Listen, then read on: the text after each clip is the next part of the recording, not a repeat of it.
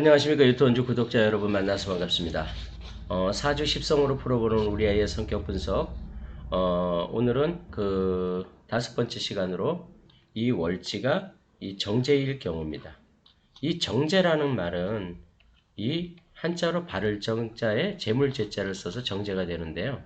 그 내가 일간인 내가 극을 하는 그런 오행 중에서 나와는 음량이 달라서 그거를 정제라고 합니다. 이 정제를 기본적으로 대부분의 사람들이 뭐 바르게 벌고, 그 다음에 사용하는 재물, 그러니까 올바르게 취득하고 올바르게 사용하는 재물, 이렇게 많이들 이제 이야기를 하는데, 근데 이제 글자 그대로 해석할 필요는 없습니다. 정제는 이 올바르게 버는 재물 이런 거라기보다는 안정적인 소득이라고 보는 것이 더 맞습니다. 안정적인. 물론 이 정제라는 것이 성향이 이렇게 위험을 감수하거나 막 이러려고 하는 사람이 하는 성향이 아니다 보니까 뭐 투기를 하거나 투자를 하거나 막 이런 쪽보다는 한 달 월급 꼬박꼬박 월급 받아서 모으는 그런 성격을 갖고 있기 때문에 뭐 좀 바르다고 볼 수도 있겠죠. 그렇지만 이제 기본적인 의미는 안정적인 소득 이렇게 생각하면은 무난할 것 같습니다. 이 정제라는 성분의 십성의 의미를 이 십성 중에 정제라는 그 십성의 의미를 한번 살펴보면 우선 이 성실함과 꾸준함을 그 대표적인 성정이라고 좀 말할 수 있을 것 같습니다. 정제의 성분을 만약에 한마디로 하라 그러면 이 성실함입니다. 자신의 처지하고 상황에 이제 맞게 처신을 할 줄 알고 또 매사에 어떤 일에도 무리하지 않고 자기 페이스대로 인생을 살아가려는 그런 성분입니다. 그리고 정제의 뭐 또 다른 성분을 보면은 뭐 정직, 신용, 공과사의 확실한 구분, 모든 상황에 따른 일관적인 태도와 방식으로 모든 사물을 이렇게 대하고 살아가는 그런 성분. 이렇게 말을 하는데, 그렇다고 반드시 정직하거나, 신용이 아주 좋거나, 그 공사 구분이 무조건 확실하거나, 또 이런 것만은 아닙니다. 그런 것들은 이 내 사주 구성이 어떻게 되어 있느냐에 따라서 마음은 그럴 수 있는 소질은 갖고 있는데, 실제로는 그렇게 행동하지 못하는 경우도 많습니다. 그렇지만 기본적으로는 이런 것은 기본적이라는 건 말씀드릴 수 있겠어요. 그래서 이 정제를 상징하는 가장 대표적인 단어라면 아무래도 이 재물일 거예요. 돈. 앞서 말씀드린 것처럼 정제는 고정적이고도 안정된 그런 소득, 안정적인 소득 이걸 의미합니다. 일반적으로 공무원이나 대기업 뭐 이런 데 안정적인 직장에서 근무하면서 이제 월급 따박따박 받고 보너스 받고 뭐 퇴직금 받고 이런 직장에 근무하는 것이 이 정제의 일반적인 그런 직업군이라고 볼 수 있습니다. 그 정제는 이런 면에서는 현대사회를 살아가는 면에서 보자면 이런 장점을 갖고 있겠죠.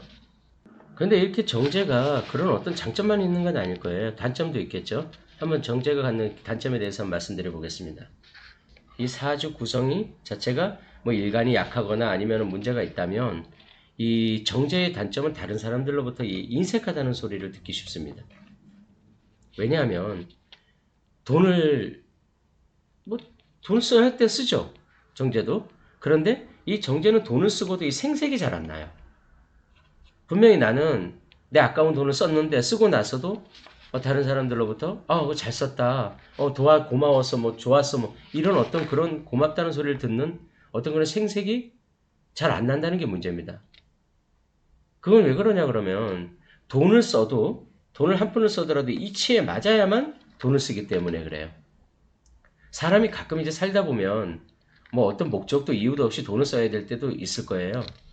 이 정제의 성분은 그런 거를 결코 용납하지를 않습니다. 용납하지 못하죠. 그러니까 그리고 이제 생활도 비교적 검소하고 그러다 보니까 다른 사람들로부터 이제 뭐 짠돌이로 비춰질 수 있는 그런 부분도 있죠. 그래서 내 돈 주고도 좋은 소리 못 듣는 그런 경우도 있습니다. 두 번째 단점으로는 이 정제는 인간관계가 조금 경직되어 있기가 쉽습니다. 평소 이렇게 친하게 지내던 그런 사람이라도 뭐 상대가 어떤 실수를 해서 사이가 틀어지기라도 하면 그런 관계를 다시 회복하려는 노력을 잘 안 합니다. 아닌 건 아니라는 거예요. 이게 정제의 성분입니다. 주고받는 것이 또 분명하지 않은 그런 인간관계는 이 정제는 용납을 잘 못합니다. 만일 여러분들의 자녀의 월지에 이렇게 월지에 정제가 있다면 뭐 사람이 살다 보면 손해도 보고 뭐 그렇게 이익도 보고 그렇게 살 수도 있고 가끔은 이제 이해관계를 떠나서 좀 돈도 쓰고 남에게 좀 너그럽게 대하고 그런 방법도 좀 알려주고 교육을 시킬 필요가 있습니다. 그리고 또 이 정제라는 것은 현실을 자각하는 성분이기도 합니다. 이 정제와 편제도 그렇고요. 이 재성이라는 것은 현실 자각 능력이기도 합니다. 그래서 사실 앞선 시간에 말씀드린 이 인성이라는 게 현실 감각이 좀 떨어지거든요. 그 떨어지는 현실 감각을 제극인으로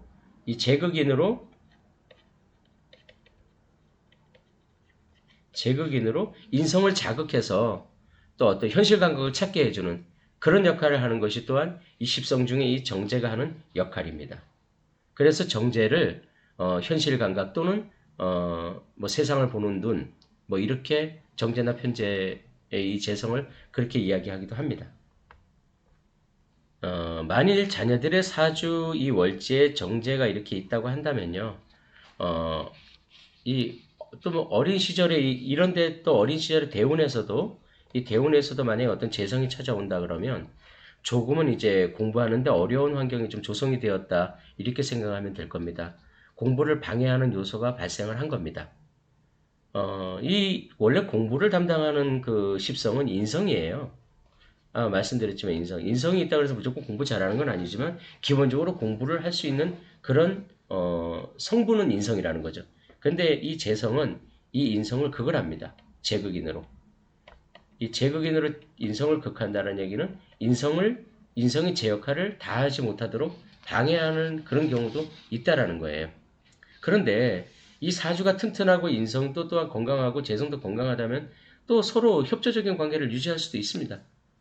어쨌든 간에 근데 기본적으로는 이 재성운이 들어오거나 재성의 월지 재성에 여기가 정제나 편제나 이렇게 있고 또 운에서도 재성운이 들어올 때쯤 되면 이제 공부하는데 좀 어려울 수 있는 그런 환경이 조성되겠구나라고 생각하시는 것도 한번 생각해 볼 필요가 있습니다. 그리고 이 공부도 그렇죠. 뭐 공부도 하나의 재능이거든요. 우리가 뭐 보통 열심히 공부하고 막 밤새 공부하고 하면 공부 잘할 수 있을 것 같지만은 그렇다 그래고 학교 성적이 무조건 좋은 건 아닙니다. 공부는 노력하는 것도 중요하지만 공부도 하나의 재능이라고 보거든요. 사주명리에서는. 아무리 오랜 시간 뭐 도서관에 자리 잡고 앉아서 하루 24시간 화장실도 안 가고 밥도 안 먹고 공부한다고 해도 이 공부에 재능이 없으면 이 성적을 올리는 데는 한계가 있습니다. 그 공부하는 재능이라는 것도 뭐 타고난 외모라든가 뭐 지능이라든가 아주 높게 태어나는 지능 이런 것처럼 그 어떤 재능을 타고 태어나야만 또 잘할 수 있는 게 공부기도 합니다. 설령 사주 월지에 여기에 또 정인이 있다고 하더라도 여기에 정인이 있어서 또 공부하는 어떤 그런 인자를 갖고 있다 하더라도 이 운에서 재성이 오거나 그래서 만약에 이게 강하게 나를 인성을 극을 한다거나 그러면 또 공부에 집중하기 어려운 환경이 또 조성될 수 있어도 공부에 방해를 받을 수도 있는 거죠. 그렇지만 이제 기본적으로 이 정제는 자신의 직분에 어떤 충실한 성향입니다. 비교적 이제 학교 공부에서 상위권을 유지하거나 그러는데 별다른 어려움이 없어요. 정제는 자기에게 필요한 공부라면 누가 시키지 않아도 열심히 합니다. 그렇기 때문에 이 정제가 있다 그래서 무조건 공부하고 거리가 멀다 막 이렇게만 볼 건 아니에요. 하지만 한 가지는 분명하죠. 공부에 집중하기 어려운 그런 부분은 있을 것이다. 자, 오늘은 십성 중에 이 정제라는 성분에 대해서 한번 알아봤습니다. 그 다음 시간에는 나와 음양이 같은 재성인 이 편제에 대해서 한번 알아보도록 하겠습니다. 네, 감사합니다.